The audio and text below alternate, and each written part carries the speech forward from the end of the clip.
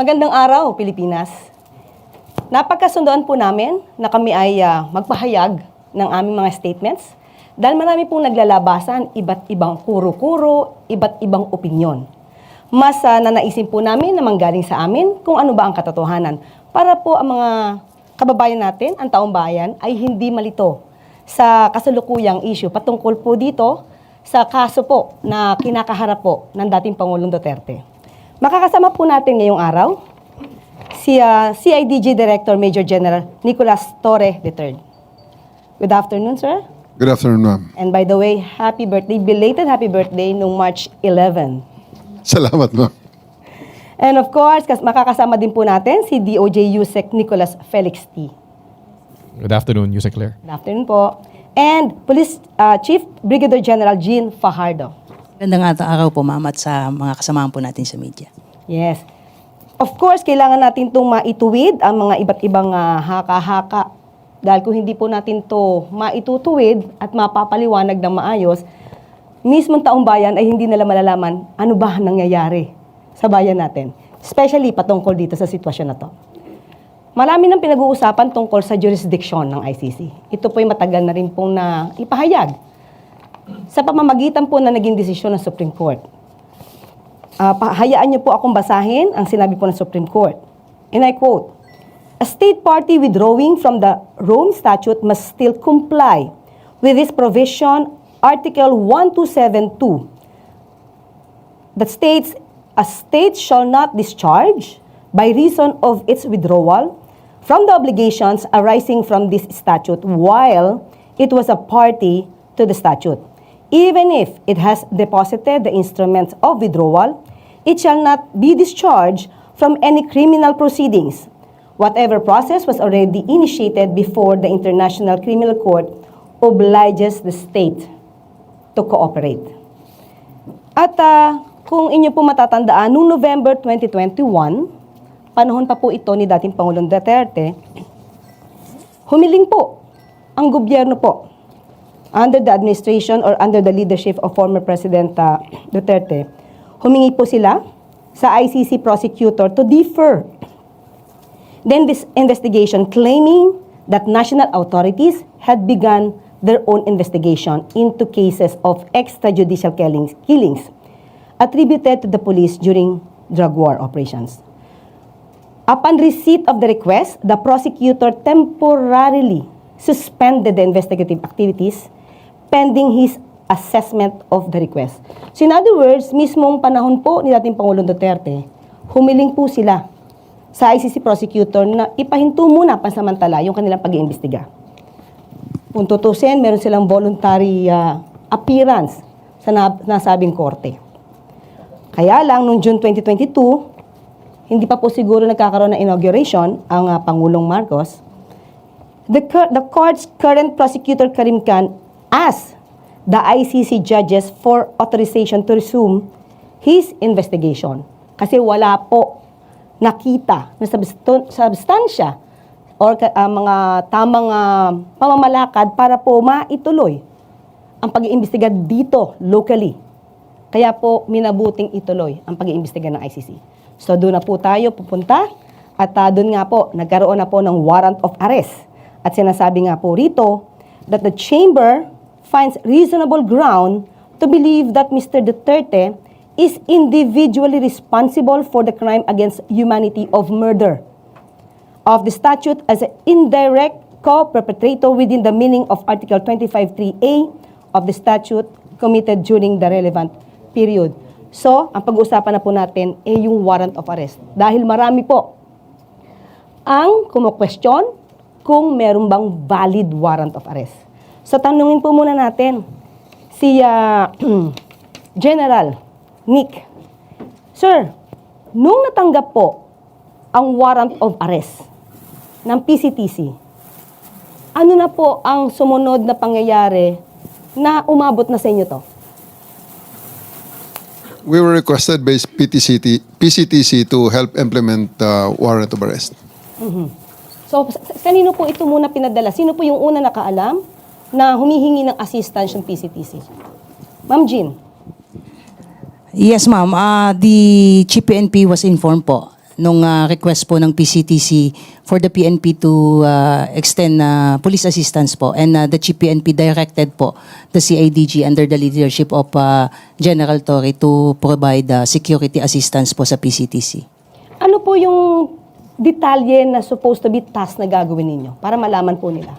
Ang PNP po, ma'am, ay limited lamang po sa pagpo-provide po ng security doon po sa mga mag-i-implement po ng warrant through the Interpol mechanism po. So kaya nandoon po yung PCTC, and in fact, it was the PTC Executive Director po ang nag-inform po sa ating pong dating Pangulo, at nandoon po yung mga prosecutor po ng DOJ, at ang PNP po in the person of General Torre po was there to provide security po. So ngayon, sabi niyo po ay magpo-provide din po kayo ng assistance sa PCTC, sa Interpol, saka sa DOJ. Yusek Nick, ano po yung naging papel po ninyo at the time na isa-serve yung warrant of arrest kay dating Pangulong Duterte? Sa kampo ng DOJ, nalaman namin yung notice sa PCTC through the Bureau of Immigration. Kasi yung PCTC, i-diffuse niya yan, o ikakalat niya sa may iba-ibang law enforcement agencies natin na may ganong notice, no? Notice for the warrant of arrest. Alam natin sa DOJ, may dalawang layers tayo, no? Ang BI at ang NBI. BI ang nag-inform sa amin na may ganitong request. Tapos, so may mga representatives mula sa BI at sa DOJ na nagpunta. Sa BI, si Commissioner Biado mismo nagpunta. Tapos sa DOJ, nandun ako, at si Prosecutor General Dong Fodolion. Ang naging papel ng DOJ doon ay kami ang naging competent authority, no, or competent judicial authority upang saksihan ang buong pagpatupad ng warrant of arrest at siguraduhin na sumusunod ito doon sa mga kinakailangan ng ICC upang ma-properly ma-deliver si PRRD sa kanila. Okay? General Torre, General Nick, sinasabi kasi nila, especially, I will refer this to the situation of Attorney Bello. Hindi daw niya nakita yung warrant of arrest. Ano po yung masasabi niyo doon? May violation ba doon? Dahil hindi daw niya nakita personal yung warrant of arrest. I think Attorney Bello is not in the scene during all this time, ma'am. So, talaga hindi niya makikita. Pero yun, kasi sir. Dagdag lang ako, no? Tama si General Torre. Wala si Attorney Bello mismo doon nung pinatupad namin yung warrant. Nakita ko siya doon sa VIP lounge, no? Na kahit pa paano nakapasok siya doon, no? Pero yung pumunta na kami doon sa tube upang ipatupad, wala siya doon. At doon naman sa tube, no, yung hiningi ng kampo ni PRRD, yung copy ng warrant of arrest, ay nakapakita kami at naka-share kami sa kanila ng electronic copy ng warrant of arrest. So in other words, wala naman tayong obligasyon na bigyan siya ng warrant of arrest. Unang-una dahil hindi naman siya yung suspect. At pangalawa, wala siya doon. Okay. So in other words, sabi niya, magiging lawyer daw siya. Dapat nandoon daw siya or binigyan siya. Ano masasabi niya po? May tatlong abogado sa scene, si PRRD, no? Nandun ang dating Executive Secretary, si Salvador Medialdea. Nandun ang kanyang misis na abogado din. At nandun din, at eventually, no, yung lumipat na kami sa Villamor, nandun si Attorney Delgra. Well, sir, misis po Ni Executive ES Medialdea. so bali tatlo po yung kasama na lawyer. Eventually, dun sa, dalawa muna sa tube. Okay. Yung mag-asawa muna. Okay, so yung kanyang rights naman, as a suspect, hindi naman siya na-deprive. Ay, hindi na-deprive. In fact, gusto na nga namin ibasa yung Miranda rights niya doon sa tube, pero nakiusap yung mga abogado niya na wag muna. Kaya yung naging pa siya ay ilipat siya sa mas secure na area, which was eventually sa Villamor Air Base. At doon na namin, after binigyan sila ng pagkakataon na magpahinga, doon binasa ni General Torre yung Miranda rights niya. So balikan natin, sir, nung sinaserve po yung warrant of arrest. Ano po yung pinakasitwasyon? Nagkagulo ba? Maayos ba? Paano po? Paki-describe po sa amin. Well, sa lahat naman pong stage nung service ng warrant ay okay lang naman. Everyone is calm. Everyone was just expressing each one is expressing his own opinion. Pero at the end of the day, we insisted na sumama siya sa amin dahil siya ay inaaresto namin. At that time po ba, naka-wheelchair ang dating Pangulong Duterte or normal naman po siya maglakad? He was offered a wheelchair but he declined. So ang wheelchair niya ay ginamit ni ES Medialdea. So physically, ang condition po ni dating Pangulong Duterte at that time ay mukhang maayos naman po. Maayos, ma'am. Maayos. Until the end. Hanggang sa ngayon. Hanggang sa kagabi nang siya ay nireceive ng ICC. He is fine. And actually, bago bumaba sa plane, he made a video na andyan naman ngayon sa social media. He says that he is fine. Okay. Kay General G naman po, medyo inaano kayo Sinasabi, umiiwas daw kayo sa tanong ni Senator Bongo. Paano niyo po ba itong sasagutin? Ganito po kasi ma'am yung nangyari nun ma'am. Nung maisakay na po at lilipat na po sila sa Villamor, susunod po si Chief PNP. I was supposed to board po yung sasakyan ni Chief PNP at paalis na po. Kaso nasakay yung pinto ng van, umandar na po yung sasakyan niya. Humahabol po ako. Hindi ko po iniwasan with due respect po kay Senator Bongo. Kung na-offend po siya, pasensya na po. Pero there was no intention on my part na takbuhan siya. It so happened na hinahabol ko po yung convoy. Kaya po tumakbo po ako palayo po doon sa direction po nila. So from there, sa airport, dinala siya sa Villamor Air Base? Tama po ma'am. Yes, ma'am. Okay. Nung nakapasok na siya at dinala siya sa Villamor Air Base, General Torre, paki-describe. Kasi kanina may kinukwento po kayo na naging relax naman yata ang Pangulo at umupo siya sa kanyang sa sila ng Pangulo. Paki-describe nga po yun. Well, ang particular place kasi sa Villamor is the 250th Presidential Airlift Wing. Yun po ang lounge ng presidente ng Pilipinas. At doon din siya, nung siya ang presidente, doon siya naupo sa same seat na para sa ngayong presidente. Pinabigyan po namin, pati po ang kanyang mga kasamahan, they were there in the most comfortable lounge, and arguably sa kahit na anong airport natin sa buong Pilipinas. Ilan po ang nakasama sa loob po nitong lounge na to? Hindi na po namin nabilang sa ngayon. I'll give you the exact, hindi ko na po nakita ma'am sa buong accounting namin. Pero yung matatandaan niyo po, sino po yung nakasama ni dating Pangulong Duterte sa lounge? Nandun po aside from former PRRD, nandun po si Hanelet, yung anak niyang si Kitty, andun ang mag-asawang Mijaldea, andun si Attorney Delgra, andun ang tatlong retired generals, retired generals at ang kanilang mga spouses. Tapos may several people pa kasi puno ho ang lounge Napakarami po nila. Puno ho sila sa isang coaster. Nang dinala namin sila mula doon sa exit gate ng NAIA hanggang sa lounge ay nasa bus po sila ng PNP sa coaster po. Puno po. Ang nakwento niyo rin po kanina, parang dapat na umalalay, tama po ba ako, mga kababaihan ng kapulisan natin. At from start to finish, not one of our people touched PRRD. I did not allow it.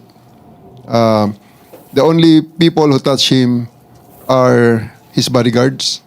Nandun ho si Romy, yung bodyguard niyang sundalo. May dalawa pang bodyguard na ito talaga yung umaalalay sa kanya, si Romy. Plus ang isang personal nurse na isang police. Then may isa pang sundalo na bodyguard na lalaki at isa pang police na bodyguard na lalaki. So yun lang po ang mga taong humahawak sa kanya diretso aside from his family and parts of his entourage. Wala po sa mga police at hindi po namin hinawakan kailanman si PRRD. Totoo po ba na yung mga nag-implement po nito, nagsuot po kayo ng body camera? Meron po tayong mga body camera, ma'am. Kompleto po tayo. More than enough ang body camera and also the alternative recording devices na record po namin. Pati yung mga cellphones. Pati rin po sila, may mga cellphones po. Wala po tayong deprived doon. So, doon po sa panahon na siya po ay nasa Villamor Air Base, nandun po siya sa lounge, paano naman po yung kanyang pagkain? Kasi parang nababalitaan natin, nag-deprive ng pagkain, kaya kailangan magdala ng pizza itong si Senator Bongo. Paki-describe nga po ang sitwasyon doon. Wala pong deprivation at any moment ng kanilang right to food and water. In fact, dinideliver pa nga namin And they're just the one declining na lang dahil sobra namang pagkain talaga Sobra namang dami. At may delivery sila, may pa-deliver sila, may pabigay din kami. So, there's really no problem and hindi ito tama ang contention na dideprive namin ng food. So, nakapasok naman po yung isang box ng pizza na pinabili ni Senator Bongo. Hindi ko na po nakita yung pizza na yun, pero napakarami talaga ng pagkain Kaya, part ng birthday ko na rin siguro celebration niya. Nagse-celebrate. But anyway, Yung naging condition po ba ni dating Pangulong Duterte, tumaas po ba yung sugar level niya? Bumaba? Anong meron? Or wala? Sa buong time po na nandun kami sa holding area, meron pong PNP doctor, dumating ang kanyang mga personal doctors, may mga nurses galing sa PNP, at dumating din ang chief ng hospital ng Villamor Air Base Hospital. So may doktor doon, dalawa, may isang galing sa kanila is sa Air Force, merong surgeon, may isang, ang pagkaalam ko is GP, at maraming mga nurses. So medical personnel, pati ang kanyang personal doctor ay nakarating po. Okay. So in other words, lahat ng medical needs na kailangan ni dating Pangulong Duterte ay accessible naman sa kanya. Ma-access niya agad, makukuha niya agad kung kinakailangan. Opo. Kasi sinasabi, parang nag-oxygen na ba siya? May picture na pinakita na siya nakahiga. Ano po ba yung tubong nakalagay sa kanyang ilong? Kung inyo pong alam. Well, nung dumating ang time na sinabi niya napapagod siya, gusto niya humiga, we provided him with, kasi bedroom niya rin dati yun eh. So, binigyan natin siya ng foam, bigyan natin siya ng kumot, at sinaraduhan natin, nilagyan natin ng mga blinders, yung area na pwede siya matulog. And he actually slept. He is asleep the whole time. Kaya nga nung hapon na, nung sinasabi kong matagal na masyado ang usapan niyo ng inyong mga abogado, mismo ang mga abogado nagsabi na, paano kami makapag-usap, tulog siya. That's already, pang-stretch na lang talaga. Another blockade para ma-justify na hindi siya maisakay sa aeroplano. Parang may delaying tactics ba? Delaying tactics na lang talaga yan, ma'am. Pero at the end of the day, there's no deprivation whatsoever of legal counsel, yung mga medicine niya, food niya, wala po yun. At naibigyan natin lahat ng yun. Ang medical needs niya actually, sobra-sobra pa.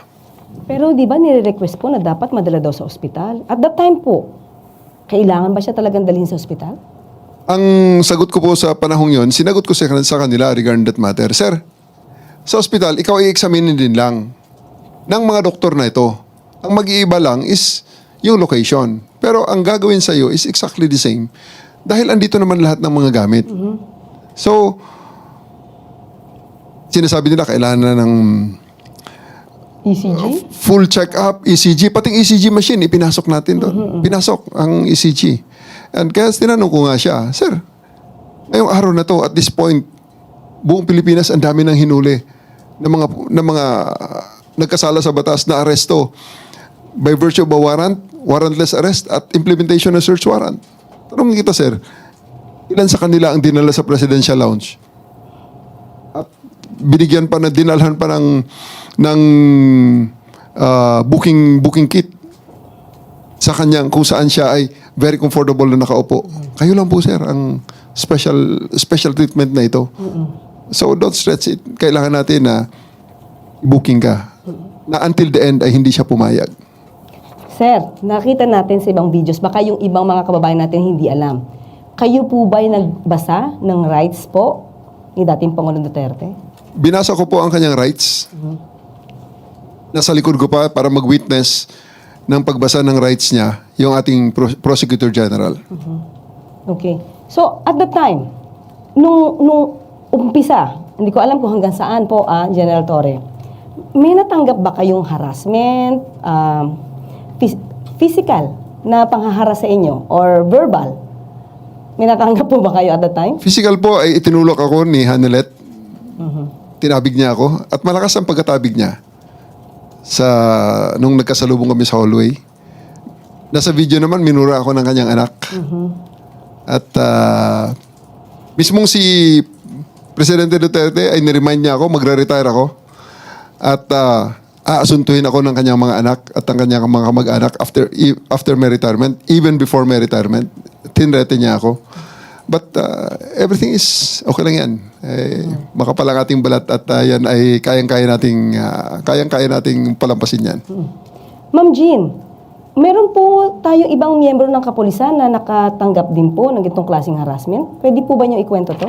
Yes po ma'am, aside from General Torre, I myself was also subjected to harsh words. Kaya lang, sabi nga ni General Torre ay maximum tolerance. Sabi ko nga, kung meron pang mas mataas sa maximum tolerance, yun po yung ipinatupad natin. Kahit minura na tayo, dinuro na tayo. In fact, yung mga pulis natin doon ay pinagmumura din at pinagsabihan ng masasakit na salita. At si Miss Hanilet po ma'am ay pinukpok pa po sa ulo yung isang pulis natin na nag-sustain po ito ng napakalaking bukol po sa kanyang noo po at dinala po sa ospital. Pero in spite of that ma'am, wala pa rin pong nag-harm sa kanila, wala pong nanakit sa mga pulis natin at hinayaan po na ganun yung mga pananalita po nila at action po nila sa atin. Mapapakita ba natin yung video? Pwede po nating mapakita para mapanood po nating lahat? Ma'am Jean, pakidescribe niyo nga po yan. Yan po ma'am yung picture po, binlur lang po natin ng konti po yung mukha po ng ating babaeng pulis na taga-SAF. Sila po kasi ma'am yung umalalay po doon po kay Miss Hanilet at saka sa kanyang anak po para itabi po sila pansamantala. Ayan po yung napakalaki pong bukol at meron po dyan na video po na talagang nakita po doon at na-captured po na pinukpok po ng cellphone po ni Miss Hanilet yung ating pulis po. Sa ulo po yan, hindi pa, pina-CT scan po ba yan? Kasi ulo po yan. Dinala po ma'am, ayan po, yung video po, yun kitang-kita po kung paano po niya hinampas po. Balik niyo ang anak ko! Balik niyo ang anak ko! Balik niyo ang anak ko! Ang ito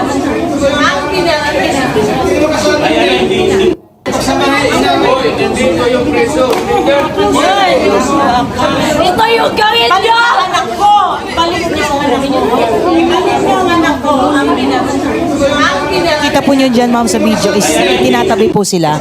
Kasi po ang haba na po ng panahon na ibinigay sa kanila and it has come to a point po na nagdesisyon po si General Torre na it has to stop. Kailangan na po nating kompletuhin po yung proseso. Kaya ang ginawa po ng mga pulis po natin, itinabi po si Miss Hanilet at saka yung anak po niya para makuha na po natin si dating Pangulo po at madala po sa bus po. Pero nakikita po natin doon sa video, parang moving forward. Itong si Kitty, yung anak. Saan siya papunta nun? Parang pumipilit siyang pumunta paabante. Saan po siya papunta niya? Gusto po nilang bumalik ma'am doon po sa area kung saan po yung ating dating Pangulo po. So yung mga kapulisan po natin, parang hinaharangan na lang sila. Opo, kinire-restrain po sila, nilalayo po sila at hinaharangan para hindi na po sila bumalik po doon sa area kung saan po nandoon po yung ating dating Pangulo po. Kasi maganda pong maipaliwanag yung sitwasyon na yan. Kasi po baka magkaroon ng ibang kwento at sabihin na nahahara sila. Yung pala, sila po yung moving forward, going forward para po puntahan muli ang dating Pangulo. Yes po ma'am, yes po. Okay.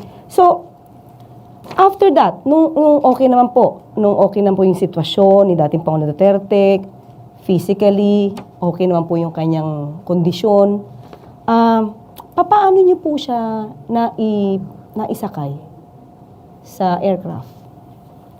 Well, ang tingin ko, ang turning point talaga doon is nung time na talagang humaharang si ES Medialdea at binigyan ko siya ng warning na talaga, sir, tapos na ito. Kanina pa ang usapan, kaya lang sumakay ka na muna sa aeroplano, kayo sa aeroplano. At saka na natin pag-usapan ng iba pa, sa husgado na. So, nag-isip si ES Medialdea, dared me to arrest him, and I did. So, binasahan ko siya ng kanyang karapatan. Ninaras ko siya for PD 1829. So, at pinusasan ko siya. Kaya nang hinila ko na siya palabas, palayo, na nakaposas, siguro nakita ni PRRD na seryoso ako. At hindi tayo patatalo. At we do believe na talagang the majesty of the law has to reign supreme. Dapat masunod ang batas. Pero sir, nakita ko po sa video, parang binabasahan niyo ba siya? Or sinasabihan niyo siya rin na kanyang rights? Winarningan ko muna si ES Medialdea, sir, pag hindi ka pa umalis dyan, hindi matatapos ito. Dahil dyan, aarestuhin na kita ng obstruction of justice under PD 1829. And he dared me. So, I read him his rights, and I asked him to, if he understood his rights. And when he said na-affirm niya, na-intindihan niya, sir, you are under arrest for PD 1829. Halika na, sir. So, pinusasan ko at inalis. Nung makita ni PRRD yun, kasi bumalik uli ako nung inilagay ko sa bus, dala ko uli ang posas. Sabi ko, sir, eto, kasunod, susundin ko sana si Attorney Del Gray, pero umalis naman na sila at sumama na si PRRD. So in other words, sir, sabi nga po ni Ma'am Jean, maximum tolerance yung ginawa nyo. So ilang oras po ba at nagtagal po talaga yung pagsampa sa kanya, pagdala sa eroplano po ni dating Pangulong Duterte? 12 hours, ma'am. 12 hours. Ganon din kayo katyaga. Ganon din katyaga ang miyembro ng kapulisan. Sabi ni General Fardo nga, ma'am, more than the maximum of the maximum tolerance. Okay. So, nung naisampa na, sabi po, ito po isang sandwich lang daw ang pinakain sa dating Pangulong Duterte habang nasa biyahe. Palagay ko, ma'am, babawiin na nila yan. Nung pag maalala nila na marami palang cellphone video doon.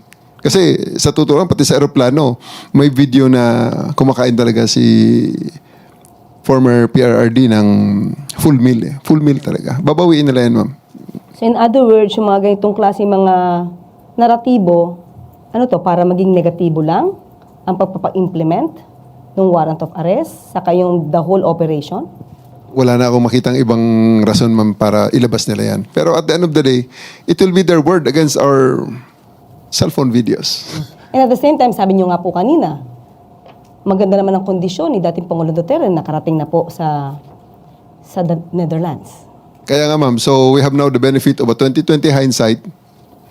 Mismo ang doktor doon ng ICC ang nagsasabi na is fit and he's okay. And siya mismo, bago siya bumaba sa aeroplano, gumawa siya ng video, pinadala niya sa pamilya niya, at ipinost ng pamilya niya, sinasabi, I'm okay. Ilan po pala yung kasama ni dating Pangulong Duterte sa kanyang trip? Ang kasama po niya, ma'am, yung kanyang close-in security, yung kanya pong personal nurse, si Attorney Miljaldia. Sa part, ma'am, ng government po ay may dalawang doktor po na kasama, dalawang CADG po, at yung representative po ng PCTC po, mismong si Ambassador Lacanilaw po ang kasama. Teka lang po, at that time, syempre wala namang visa. Si Attorney Medialdea or ES, former ES. Paano po siyang napayagan na sumama pa kay dating Pangulong Duterte? Actually, ma'am, silang lahat walang visa. Kaya lang, tumulong po, ma'am, yung Philippine Embassy po natin sa Netherlands para i-process po yung mga karampatang visa, pati po yung kanilang mga appropriate clothings po ay pinobide po ng Philippine Embassy dahil malamig po doon. So pagdating po nila doon, inasikaso po kaagad sila ng kanilang pangangailangan po, including po yung pag-process po ng mga temporary visa po nila. Yung Philippine Embassy po natin ang tumulong doon. Okay, so maski na si ES po, meron siyang na-provide po siya ng mga tamang kasuotan dahil nga sa napakalamig na klima. Lahat po sila, ma'am. Yes, General. We will release the pictures pala, ma'am, sa inyo. Pati toothbrush, toothpaste, at mouthwash meron. Ayan. Ayan.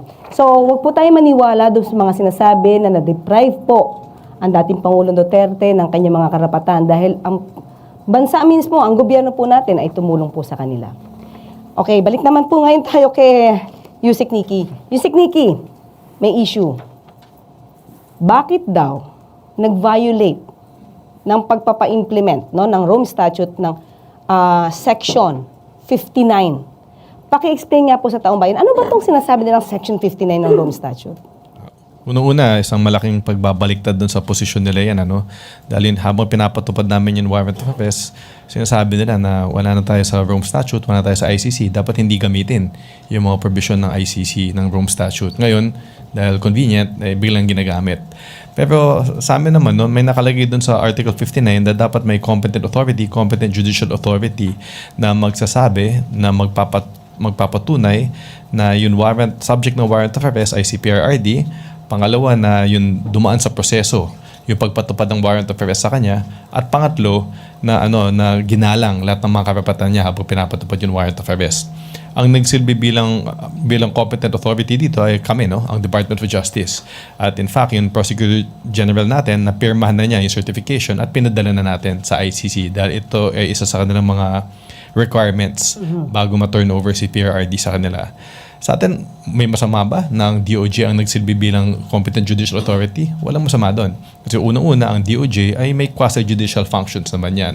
At isa sa mga quasi-judicial functions ng DOJ ay sabihin, no, ay i-determine na kung isang arrest ay valid, no. Magandang halimbawa dyan ay tuwing kami nagko-conduct ng mga inquest, tuwing nagko-conduct ng inquest sa mga fiscal natin, ang unang-unang ginagawa nila bago pa pagpasya, no, kung ipapasagutin yung respondent, ay alamin muna kung valid yung pag-implement ng warrantless arrest. So ito, walang bago dito. Ginagawa talaga ng mga fiscal natin to na sabihin kung tama ang pag-implement ng isang arrest sa tao.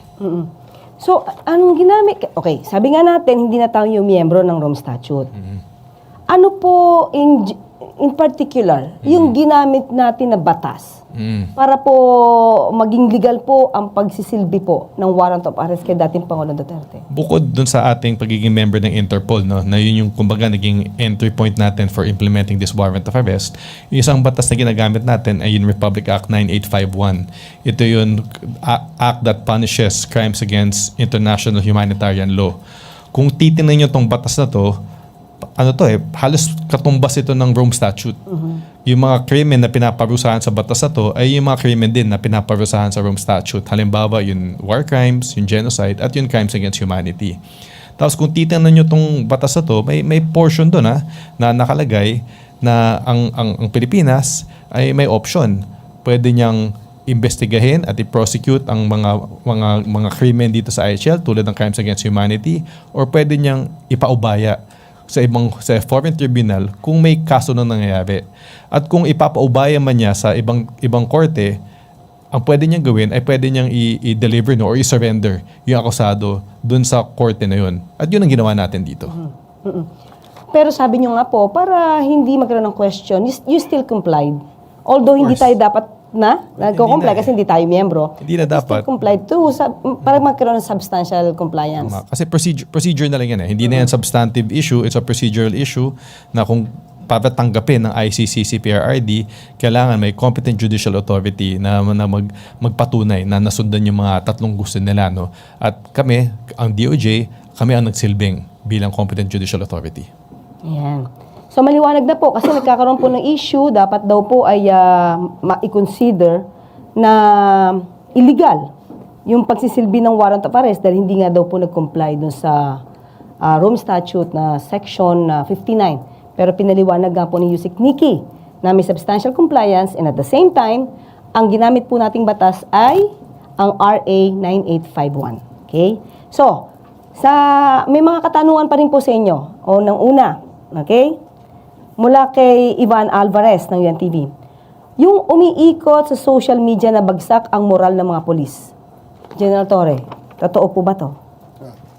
I would refer you to Jean. Ipasa kita kay Jean. Hello, Kasi Jean. siya talaga ang kasama ng mga sinasabi lang umiyak na pulis. Ayan. Yung kumakalat na sinasabing sympathetic, yung mga pulis natin na umiiyak during the implementation po ng warrant of arrest. Hindi po totoo yun. Kung kayo po ay nakapasok po doon sa holding area, ay maliit lang po yun. At sa dami ng entourage nila, sa dami ng mga pulis natin na nandoon, napakainit po nung suot po ng mga staff natin. Naka-camouflage po yun, nakasombrero.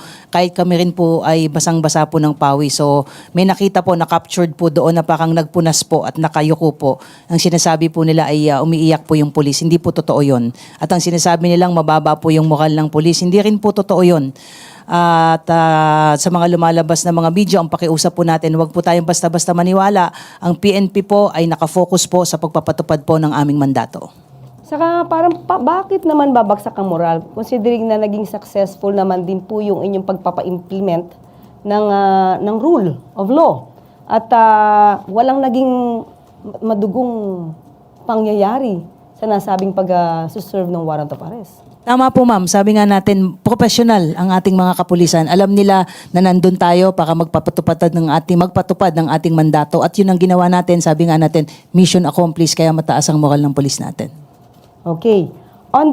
From Christian Sores, Radyo 630. On whereabouts ni Senator Bato de la Rosa and police preparation in any eventuality if may ilalabas ding warrant of arrest kay Senator Bato. Yusek, nasaan daw ba si Senator Bato? Parang nagparamdaman. Nakita ko naman may social media post siya na sinasabi niya di siya nagtatago. At hintayin na lang natin kung sakaling lumabas man, ayoko naman pangunahan natin yung ICC, no? Pero meron na tayong modelo, no? Upang kung paano natin ipapatupad yung warrant of arrest laban sa kung sino man akusado po doon na magkakaroon ng warrant of arrest. Pero parang pinahayag rin niya na willing naman yata siya sumama kay dating Pangulong Duterte. Okay, ito po ang tanong. How true that Senator Bato de la Rosa and retired Police Chief Oscar Albayalde could be the next to receive arrest warrants from the International Criminal Court for crimes against humanity regarding the roles in the previous administration's war on drugs? Yusek. Hindi kami privy kung sino talaga yung kung anong status ng investigation sa ICC, but ang alam lang namin, nabibig namin sa mga bali-balita, nakasama sila sa mga ina-investiga. Kaya yun na lang, abangan lang natin kung magkakaroon man ng warrant of arrest laban sa kanila. May tanong dito pero parang nasagot na po ni General Torre. In a video posted by former President Duterte's daughter, Kitty Duterte, minura po kayo while performing your duty. May additional pa po ba kayong response? Yes lang yun, ma'am. Kaya nating palampasin yan. Okay, thank you. And how do you receive or rather perceive this action and what's the step will you take in response? I think kaugnay ito doon sa isang question. Bukod kay dating Pangulong Duterte and Senator Bato, ilan pang personalities all in all yung kasama sa arrest warrant ng ICC na ipapadaan sa Interpol? Isa lang, yung warrant na lumabas Alang. kay PRRD pa lang. So wala pang ibang Wala pang natatanggap iba. na Wala. Pero kung titingnan natin yung warrant, may nakalagay doon may language doon. Nalimutan ko lang kung yung exact language na may mga other individuals na ina-investigan.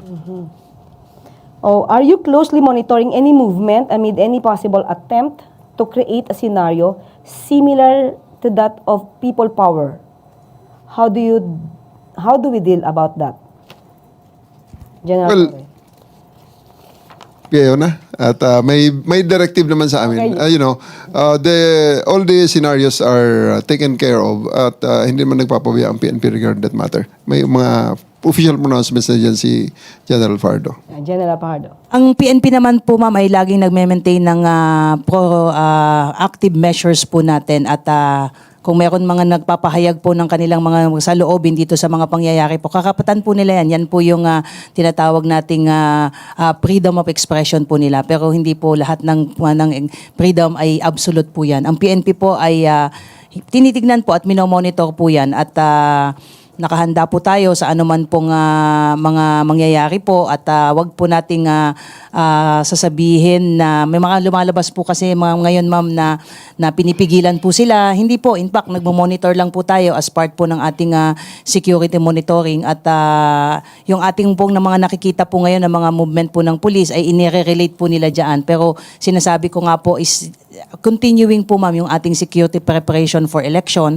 So may mga nakikita po tayo mga simulation exercise. Yun lamang po ay bahagi po ng ating patuloy na paghahanda po para sa nalalapit po na election. Yeah. May kasunod po akong tanong, General Archin. There are infos na may sundalo, police na nag-resign because of former President's arrest. Former President Duterte's arrest. Fake news ba ito, ma'am? May mga nakita na po tayo ma'am na fake news po. May nakita na po ang ACG na gumagamit po at nagpapakita at nagpapakilalang mga pulis at sinasabi nag-resign. Nagtanong na po tayo sa personal po natin. Wala pa naman po tayong nare-receive na anumang official communication na advising the PNP na mag-resign po sila. So wag po tayong basta-basta maniwala po sa mga misinformation at disinformation. At ang sabi po ng ating Chief PNP kanina ay wala po tayong planong disiplinahin itong mga supposedly mga pulis. Ang sinabi lang po niya ay very clear kanina. Let us just remind our PNP personnel na sila ay membro ng PNP bagamat nire-respeto natin yung kanilang mga religious and political beliefs pero hanggang nasa PNP po tayo ay dapat po ay sumunod po tayo doon sa mga pinatutupad po nating mga ethical standard, norms and policy po with respect po doon sa ating mga personal sentiments dahil meron naman po tayong umiiral na mga grievance mechanism na po pwede po nilang dalihin po doon. But for as long as they are members of the PNP, ay meron po tayong mga dapat pong i-observe na mga protocol with respect sa airing po ng ating mga personal sentiments po. Well, anyway, maliban dyan, maski na naman po ang Supreme Court mukhang naging biktima po ng fake news. Dahil may lumabas po na nag-issue nga daw po ang Supreme Court ng TRO. At mismo si Senatoriable Attorney Lambino ang nagpahayag nito sa isang video. I hope hindi naman yun AI generated. So, nakarating po ba itong fake news na ito na meron TRO, General Torre, at the time? Yes po. Nung gabi pa lang, sa aeroplano pa lang, yun na ang sinasabi ni Attorney Vijaldea na may lumabas ng TRO kaya hindi na dapat lumipad ng aeroplano. Mhm. Kayo po, Yusek, nakarating din po sa inyo to? Yes, magkasama naman kami dun sa Villamor at narinig namin yun. Sakto na malapit talaga lumipad. Tapos dun kumalat yung balita na may TRO. Well, anyway, napatunayan po natin na hindi po totoo yun dahil naglabas po ng statement ng Supreme Court. Actually, meron ngang ruling na denied ang TRO na ito. Okay? So, yun po. Meron po ba muna? Unahin ko na po muna. Ladies first. Si General Jean Fajardo, meron pa po ba kayo nais na idagdag sa inyong mga sasabihin o sa taong bayan? Yes ma'am, sa ating pong mga kababayan na nanonood po at nakikinig sa ating ngayon, ang lagi po nating sasabihin na ang PNP po ay isang profesional na organisasyon. Nakatutok po tayo sa ating mga mandato at asahan niyo po na laging nakahanda po ang PNP na ipatupad po ang batas. Okay. And Yusek Nikki, Yes. ano pong nais niyo pa pong idagdag kung meron? Nasabi na naman namin dun sa press release namin kahapon at nandun sa certification na linabas ng Prosecutor General. Ang tungkulin ng DOJ sa buong pagpatupad ng warrant of arrest na to ay patibayan na yung pagpatupad ng warrant ay dumaan dun sa tamang proseso. Tatlong bagay yung importante na si PRRD mismo yung inaresto, ginalang yung kanyang karapatan habang inaaresto siya at dumaan sa tamang proseso yung aresto. At kami pinapatunayan namin yan at hindi lang naman salita to eh. May kita talaga natin sa mga video na talaga maximum tolerance ang ating pamahalaan. Binigay lahat ng mga naayon sa kampo ni PRRD habang pinapatupad yung warrant of arrest at walang nasaktan. Ginalang talaga sila through this entire process. Of course, thank you po. And the birthday boy, General Nick Torre. Maraming salamat po, ma'am, at maraming salamat sa suporta ng ating mga kababayan. I just would like to reiterate that I don't find joy in doing these difficult jobs. Una-una, sayang naman yung handa ko ng birthday ko. So, gusto ko lang i-emphasize na hindi ko to ginagawa para sa personal aggrandizement o kung ano pa man. Kundi ito ay ginagawa natin dahil ito ay trabaho natin, especially that I'm the chief of the Criminal Investigation and Detection Group. This is something that has to be done para magsimula ang judicial processes na nagkataon ay dito na sa ICC, an international body, na talagang kung naghahanap sila ng neutral na body para mag-decide sa mga reklamo laban kay former PRRD, ito ng ICC. Kasi ang mga tao rito ay mga foreigners. Hindi ang mga judge dito ay foreigners. Wala itong pakialam sa Pilipinas. Wala itong pakialam sa personalidad. Ang pakialam lang nito sa mga facts na ibibigay sa kanila para desisyonan nila. Gusto kong i-emphasize, ang mga judge na yan ay mga foreigner. Pero ang complainants dyan ay mga Pilipino. Ito yung mga Pilipinong nung panahon ni PRRD ay walang nakitang pag-asa sa judicial system, sa judicial processes sa bansa natin ng mga panahong yon. Kaya pumunta sila sa ICC. Kasi nakita nga nila, sitting senator and former justice secretary nakakulong eh. So, ito yung mga taong walang kakayahan na lumaban at wala na nakitang pag-asa kaya pumunta sa ICC. At gusto ko rin emphasize, hindi ito yung mga taong kayang kumuha ng serbisyo ng mga abogado de Campanilla. Ang mga abogado nila ay mga volunteer din na ang dala-dala lamang ay ang paniniwala para sa hustisya. So sa ngayon, dinalan nila sa isang forum na neutral ito, si FPRRD, and the former president, I'm very sure, has the capacity to defend himself using the lawyers that he can afford, that he will get. So, I think this is fair. At sa warrant of arrest na ipinilabas ng ICC, magsisimula lang lahat ng iyon kung ma-take into custody si former President Duterte at madala sa kanila, ma-endorse sa kanila para they can take the jurisdiction and the judicial process can start so that justice can be dispensed for all. Kung siya ay inosente, mapabilis ang pagdeklara na siya ay inosente. Kung siya ay guilty naman, mapabilis din ang pagbigay ng hatol sa kanya para mabigyan naman ng hustisya itong mga nagrereklamong nagkiklaim na sila ay naging biktima ng paglabag niya sa batas. Yes. Tama po, no, General Torre. Hindi lamang po dapat natin tignan ang isang side of the story. Meron po tayong nakakalimutan yung kwento po nung di umano mga biktima ng EJK. So, tingnan po natin pareho. Huwag po tayong kumampi. Alam natin na meron po kayo iniidolo, meron po kayong hinahangaan. Pero this time, dapat po hustisya po ang mag-prevail. Hustisya para sa di umano mga biktima at hustisya rin po kay dating Pangulong Duterte.